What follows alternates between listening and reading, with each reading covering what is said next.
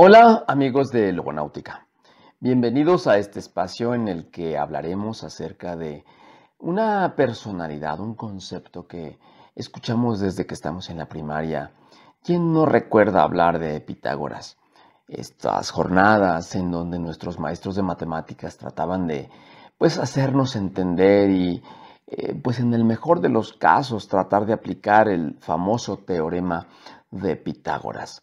Sin embargo, pues yo me pregunto, Linda, ¿quién de los que nos están escuchando puede mencionar algo distinto de lo que fue el famoso teorema de Pitágoras? Que desgraciadamente y paradójicamente el famoso teorema de Pitágoras no es de Pitágoras. Bueno, de eso vamos a hablar en esta jornada dedicada al orfismo y a Pitágoras.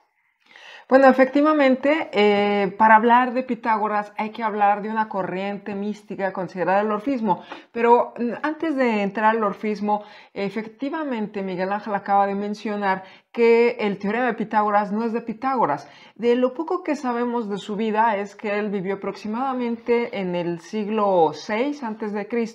y que él va a viajar a Egipto y probablemente a Mesopotamia. Lo cierto es que al viajar él va a traer un conocimiento matemático que ya existía en tierras extranjeras donde no se hablaba el griego, pero que se conocía muy bien la astronomía y bueno, podemos decir pocas cosas de su biografía, pero dentro de lo que le podemos atribuir, ciertamente están las matemáticas, está la música y una corriente que no sé si llamarla religiosa, mística, pero que tenía que ver con la espiritualidad.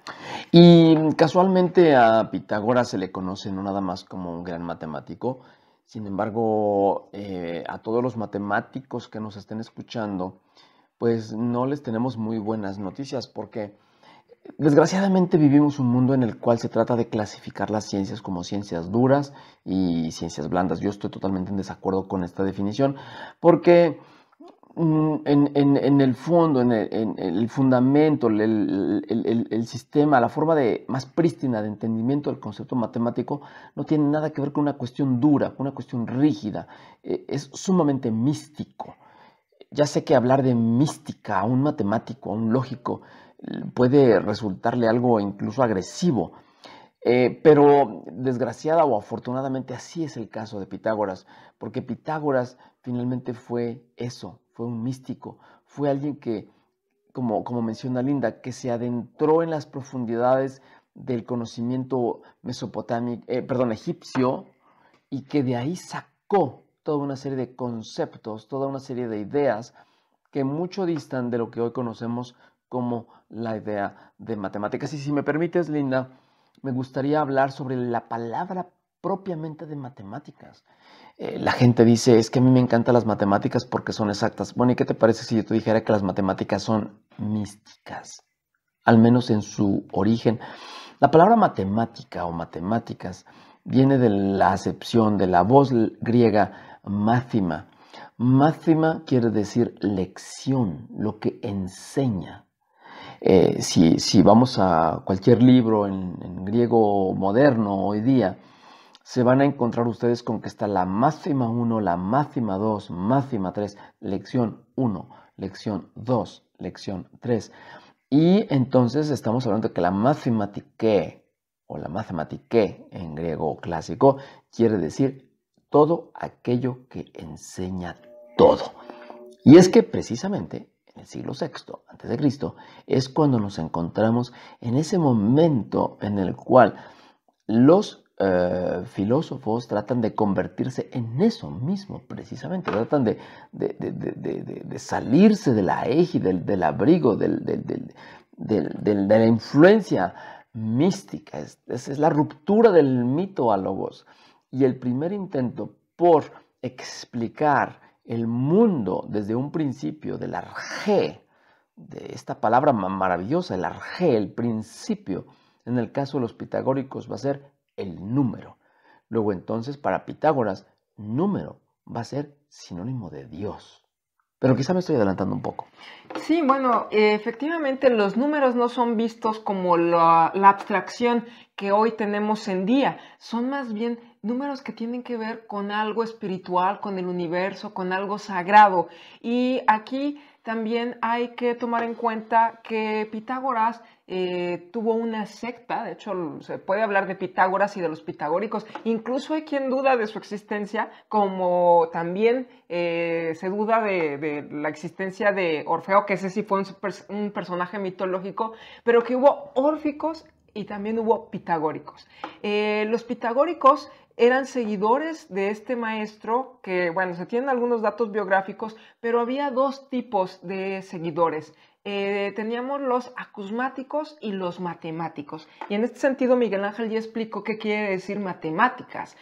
Son los que buscaban un conocimiento más profundo. Los acusmáticos eran solamente oyentes. Estos oyentes no tenían que seguir los preceptos de la orden, no sé si llamarla así, porque eran una especie de monjes que buscaban un poco la austeridad, el ascetismo, que tenían medidas muy rigurosas, pero lo más importante es que no podían transmitir este conocimiento a gente que no estaba aceptada en esta iniciación, porque era por iniciación. Entonces, los acusmáticos podían escuchar, mientras que los matemáticos ya aspiraban a un conocimiento más profundo y, bueno, como tú lo has dicho, los números tienen este carácter sagrado, donde por supuesto el uno es la unidad, pero es la divinidad, es el universo, son muchas cosas. Y ahora que mencionas esta idea de lo sagrado en los números, a mí, francamente, Linda, me molesta mucho la actitud de muchos matemáticos o de muchos malos maestros, subrayo, malos maestros de matemáticas, que hacen de esta bellísima ciencia algo lógico, algo cuadrado, algo frío. Porque si algo tiene la matemática, y esto lo vemos al leer las líneas pitagóricas de sus versos dorados, es que las matemáticas no son símbolos, no solo son números. Eso que hemos hecho de las matemáticas es una mera abstracción. Y aquel que se considere buen matemático, pero que ese conocimiento matemático esté regido en estricto sentido a la luz de una serie de juegos lógicos basado en signos, eso no es matemáticas. Y voy a darles un ejemplo. ¿Cuántos de las personas que amablemente nos están escuchando son capaces de percibir o de decirnos lo que es el número pi, por cierto, nuestra playera que estamos vistiendo con mucho gusto? El número pi, ¿qué es? Ya sé que lo primero que viene a su mente es 3.1415 o 3.1416, que es la cosa que nos hicieron a memorizar y aprender en la primaria o en la secundaria. ¿Pero qué significa 3.14159? ¿Qué significa? Dímelo. ¿Por qué no es 3.19472? O sea, ¿qué significa eso? Pues puedes poner el número que sea. Lo que sí te puedo decir es que lo que significa pi puede ser entendido de una mejor manera si lo hacemos con dibujos, porque es la forma en la que los egipcios enseñan a Pitágoras, y el mismo Pitágoras enseña a sus alumnos, diciendo: pi, la letra pi, no es otra cosa más que la cantidad de veces que puede caber el diámetro de un círculo en la circunferencia. ¿Cuántas veces puede caber el diámetro en la circunferencia? La respuesta es 3.1459, etcétera, etcétera, etcétera. Ya sé que es un número irracional.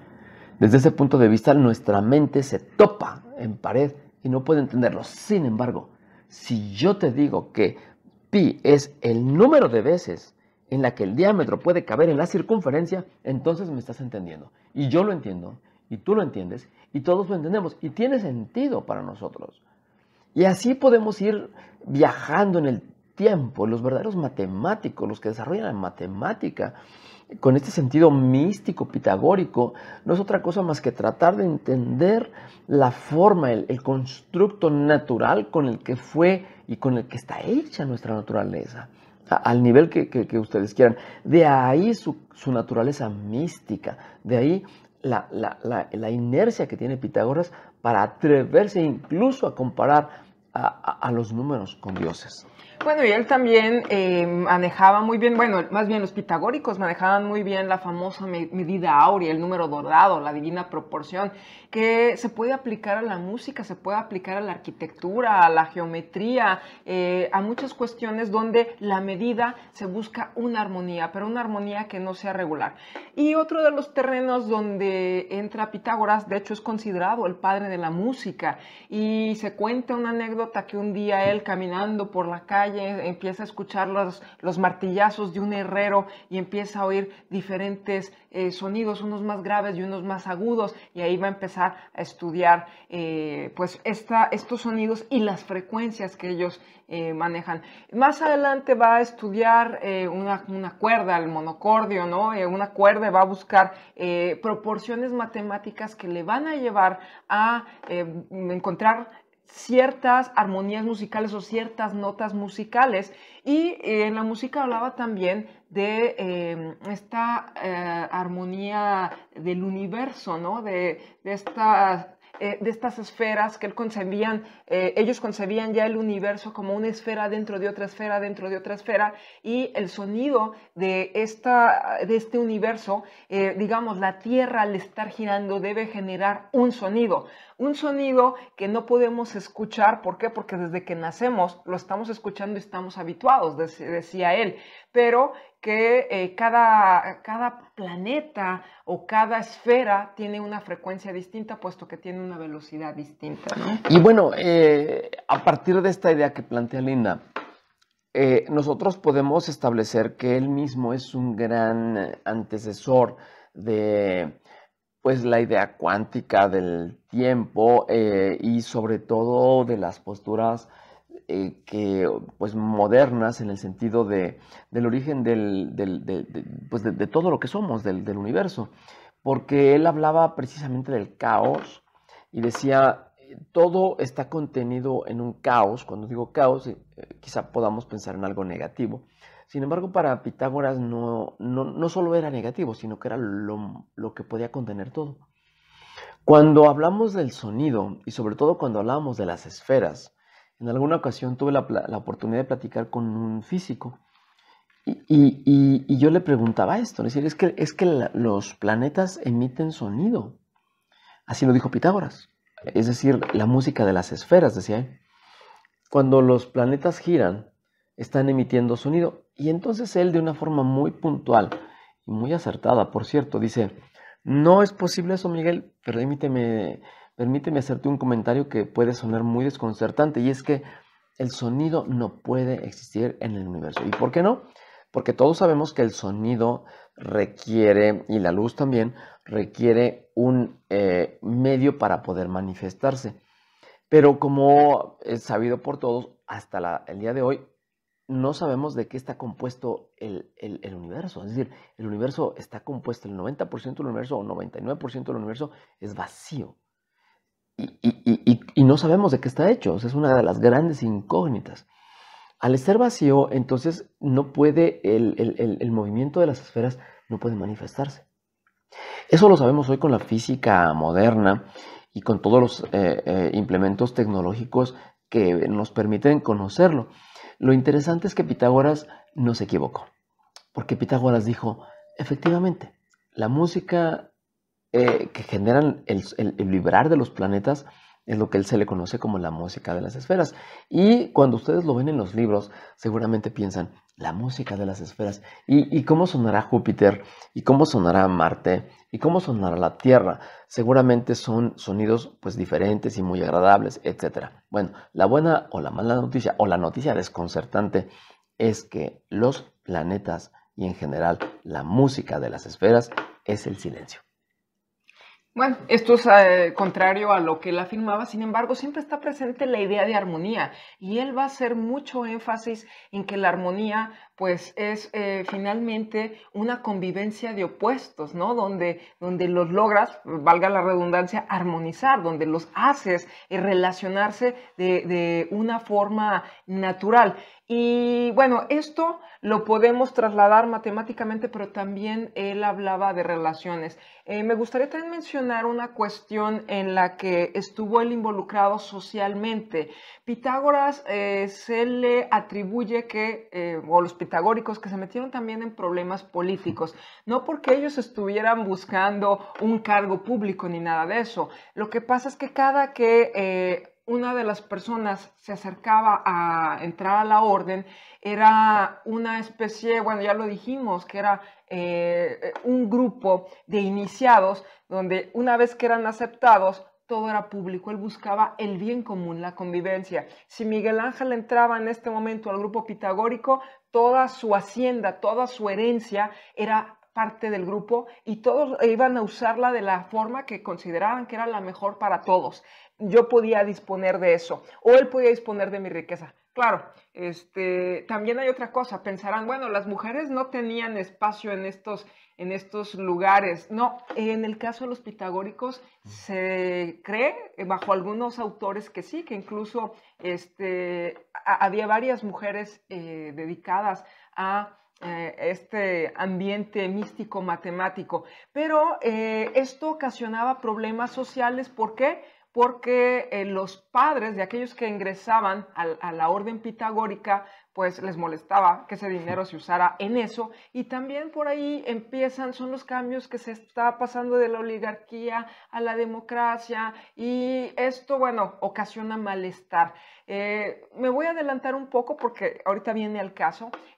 Pitágoras va a morir, de hecho, en un incendio, en una revuelta de un joven que no fue aceptado, y parece que por venganza va a quemar el lugar donde ellos sesionaban, y en este incendio muere Pitágoras, pero trayendo estos problemas políticos consigo.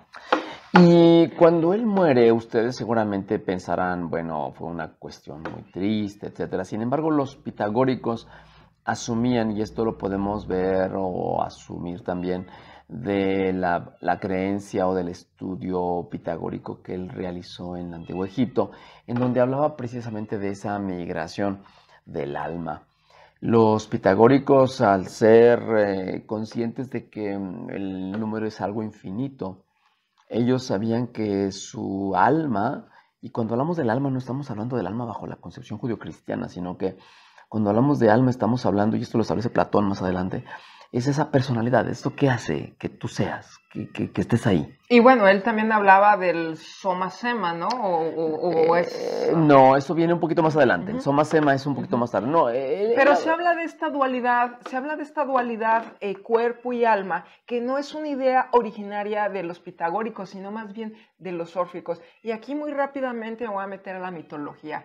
Orfeo, que es un personaje mitológico, pero que más adelante se le va a considerar fundador de ciertos misterios que se van a transmitir para tener conocimiento de la muerte. Orfeo es un personaje que está asociado con la música. De hecho, igual que Pitágoras, él tenía una lira, de hecho era la lira de Apolo, y con esto conmovía a todo mundo. Pero su esposa, Eurídice, va a morir muy joven, y él pues trata de recuperarla como de lugar. Va a usar la música para ir al inframundo, al lugar de los muertos donde está ella, va a dormir al cancerbero con su música, y va a lograr que el barquero Caronte lo haga pasar el río Estigia. Sin embargo, también va a conmover a los dioses del inframundo, a Hades y a Perséfone, y le dicen, está bien, vas a recuperar a Eurídice porque nos has conmovido, pero tienes solamente una condición: tú vas a ir por delante, ella va a ir por detrás de ti, tú tienes que confiar en ella, no debes voltear nunca hasta que te dé la luz del sol. Si tú volteas antes, la pierdes. Y van en camino, cuando de repente él tiene dudas, voltea, y en ese momento pierde a su querida esposa. Pero lo importante aquí, no me voy a centrar en la historia amorosa, sino que él tiene un conocimiento de la región de los muertos, donde había encontrado a amigos que había tenido en vida y que uno de ellos no recordaba nada y se había dado cuenta que había bebido del río del olvido. Y otro de ellos estaba muy lúcido, que era un sabio, por cierto, que había sido su tutor, y le dice que para tener una muerte con más conciencia, pues, ¿qué es lo que hay que hacer? Este conocimiento él se lo lleva, que él ya era un seguidor de los ritos dionisiacos. Dionisio también hablaba de un conocimiento en la región de los muertos, y esto se va a transmitir a través de los pitagóricos. También, digo, los órficos primero y luego los pitagóricos lo retoman.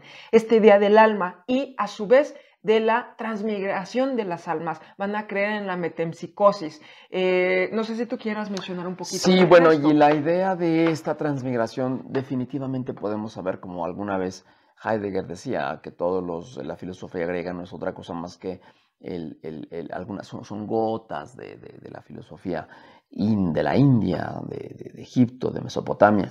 Y quizá el punto de inicio o el punto, la piedra angular sobre la cual se puede fundar esta metempsicosis es el número. ¿Por qué? Porque el Dios número, el Dios 1, el Dios 2, el Dios 3, etc., es eterno, no tiene tiempo, es atemporal. Y esto nos hace pensar que nosotros migramos. Y aquí viene una de las anécdotas más simpáticas, pudiera yo decir, de Pitágoras. Se dice que va caminando y de repente ve a un hombre que está golpeando a su perro, un perrito, y le dice: por favor, deje de golpear a ese perro porque es mi compadre, lo reconozco en su ladrido. Puede sonar simpático, absurdo o hasta fantasioso, sin embargo, es este concepto de la migración, es esta idea de que el alma es algo eterno, es una vibración. Sí, de que hay algo más allá después de esta vida. Y esto finalmente va a tener repercusión en Platón más adelante en el mundo de las ideas. Totalmente, ¿no? Totalmente. Bueno, pero nada más también quería yo vincular esta idea. Tanto los órficos como los pitagóricos debían seguir preceptos muy rigurosos. Tenían que hacer ayunos regularmente, tener una vida modesta, una vida virtuosa, porque se consideraba que había una ibris, una especie de pecado que el hombre tenía que limpiar. Esta historia se las contaremos en otra ocasión, pero la cuestión es que para alcanzar esa purificación del alma había que pasar varias veces por diferentes vidas, que esto podía ser desde seres vegetales, seres animales y por supuesto como humano. Se podía hacer como hombre, como mujer, etcétera, pero tenía que ser un proceso que duraba varios ciclos. Por ello era importante recordar los preceptos de Orfeo, que él va a dejar una serie a los iniciados también, de recetas que deben hacer al morir y que no deben hacer cuando no beber del río del olvido, etcétera, ¿no? Hay muchas cosas. Y hablar de Orfeo, estás hablando de la música, y hablar de Pitágoras, estás hablando de la música, y sabemos que quien puede manipular la música, entendiéndose música como la rama de las matemáticas que estudia la combinación de sonidos y silencios en el tiempo, esta definición puede sonar rígida. Sin embargo, a la luz de Orfeo, podemos hablar que él es capaz de domar a las bestias y es capaz de domar tus sentimientos, mis sentimientos, porque la música es eso. La música es un elemento natural, físico, matemático, capaz de conectar con lo más profundo de nuestros sentimientos. Por eso se dice que la música es un elemento todo abarcante y que puede conectarnos con el infinito y, por qué no decirlo también, con esta migración del tiempo, porque es atemporal, es una cuestión totalmente temporal, razón por la cual, y ahí es en donde entra este entendimiento y este convencimiento, lo digo desde un punto de vista muy personal, de cómo logra Pitágoras al hacer del número un dios y proyectarlo en la música, hacer un camino, un vínculo, un medio a través del cual todos podemos trascender. Bueno, y antes de concluir este espacio, quisiera nada más un tema que se quedó un poquito abierto ahorita que hablaba de los preceptos, porque es muy importante. No podían consumir carne. Perdón que regrese al tema, pero no podían consumir carne. Esto era muy importante. ¿Por qué? Porque si estás hablando de transmigración de las almas, te puedes estar comiendo a un amigo, aunque les dé mucha risa. Pero estos principios van a ir migrando a través del tiempo se va a hablar de orfismo y pitagorismo durante varios siglos, y esta idea de una vida en el más allá va a llegar al cristianismo. Incluso en las catacumbas paleocristianas va a haber representaciones, no de Pitágoras, pero sí de Orfeo. Orfeo, ¿qué está haciendo en tumbas cristianas? Bueno, Orfeo era domador de bestias y se le considera el buen pastor, pero Orfeo también, junto con, bueno, podemos hablar de otros personajes, Dioniso, Orfeo, que son seres mitológicos, son personajes que conocen el rumbo a la muerte y después vuelven a vivir, y entonces tienen una comparación con Cristo, pero se habla de una idea de una vida en el más allá, y se habla de un misticismo que poco a poco pues va a ir siendo censurado con el cristianismo, pero que en su momento está relacionado con todo, la armonía de las matemáticas, del cosmos, de la convivencia, pues es un todo para los pitagóricos. Y sobre todo, y a manera de conclusión, podemos hablar que aquellos ámbitos que en el papel pueden estar separados, por un lado las mal llamadas especialidades duras y las otras blandas, humanistas, etc., aquí hacen una conjunción, una verdadera armonía. Porque por un lado el uno, que es el uno, yo te invito a que me definas el uno, y digo, te pido que lo hagas porque no vas a poder definirlo, a menos que me hagas así. Esto es uno, o esto es uno. ¿Por qué? Porque es indefinible. Y el 2, pues es para que el 1 sea, el otro tiene que estar ahí. Y el 3 es el tercero que va a definir y que va a resolver el conflicto. Y el 4 es la materialización, es decir, es el momento de la materia. Estamos hablando del tetractis. Y a través del mismo Pitágoras, sin adentrarnos en filosofía contemporánea, estamos hablando ya de una definición propiamente de la realidad, de todo lo que es la realidad, no nada más en la tierra, sino también en el cielo. Y si me permites, Linda, y a manera de conclusión, me gustaría enunciar una frase que no fue de Pitágoras casualmente, pero fue de uno de sus seguidores, por así decirlo, con el cual y el cual nos dio un gran avance o un gran aportación a la ciencia moderna. Estoy hablando de Galileo, que nos va a decir: las matemáticas son el alfabeto con el cual Dios escribió el universo. Una frase sumamente importante, sumamente impactante y definitivamente producto de esta influencia pitagórica. Y bueno, hasta aquí llegamos por el día de hoy, y hasta la próxima, Logonautas. Hasta la próxima, Logonautas.